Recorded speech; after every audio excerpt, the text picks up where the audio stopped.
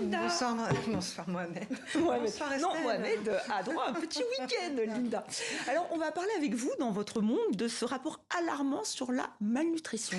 Oui, c'est un rapport qui vient de paraître. C'est une nouvelle qui n'est pas très rassurante. Pour la première fois dans l'histoire, l'obésité dépasse la sous-nutrition dans le monde chez les enfants et chez les adolescents. Autrement dit, il y a aujourd'hui plus d'enfants et d'adolescents obèses que sous-nutris. C'est ce que révèle donc l'UNICEF dans un rapport qui a été publié cette semaine. L'UNICEF qui estime que l'année 2025, cette année donc, marque un tournant historique. Regardez, ces courbes, elles sont édifiantes. Pour la première fois, on voit que l'insuffisance pondérale chez les jeunes, c'est-à-dire un poids inférieur au poids normal en fonction de l'âge, du sexe et de la taille, cette insuffisance pondérale, donc qui est en rouge, suit une pente descendante. Ça veut dire que la lutte contre la faim porte ses fruits, mais dans le même temps, on voit que le surpoids, lui, en bleu, monte en flèche. Plus d'1 demi-milliard de jeunes dans le monde souffrent soit de surpoids, soit d'obésité aujourd'hui. À qui la faute alors?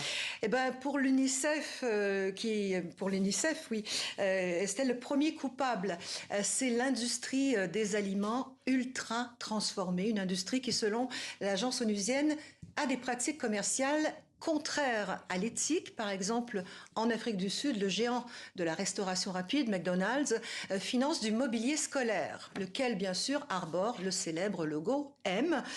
Le résultat de ce genre de pratique, c'est que les enfants sont bombardés par un marketing alimentaire malsain, dénonce l'UNICEF.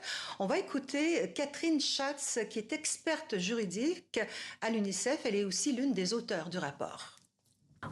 Souvent, ces aliments sont beaucoup moins chers que les aliments sains et les familles doivent donc faire des choix très difficiles pour nourrir leurs enfants. Donc ce n'est certainement pas parce que les enfants ou les familles prennent soudain de mauvaises décisions concernant leur santé. Cela est dû aux pratiques néfastes des entreprises et à l'environnement alimentaire toxique qui en résulte. Alors que propose l'UNICEF, Linda? Pour l'UNICEF, il est urgent d'instaurer des politiques qui peuvent aider les parents à choisir des aliments sains pour leurs enfants. L'agence appelle donc les gouvernements à imposer des taxes sur les boissons sucrées, par exemple, sur les aliments dits néfastes, les chips, les bonbons, les gâteaux sucrés. Elle demande un meilleur étiquetage alimentaire et prône même des politiques pour réorienter les systèmes agroalimentaires vers la production de produits frais. Pour l'UNICEF, il y a urgence. L'obésité, je le rappelle, est considérée comme une maladie chronique de la nutrition. Elle peut entraîner du diabète et peut même provoquer des cancers, sans parler des effets psychologiques, faible estime de soi, anxiété, ça peut même aller jusqu'à la dépression. Merci Linda pour nous avoir présenté ce rapport.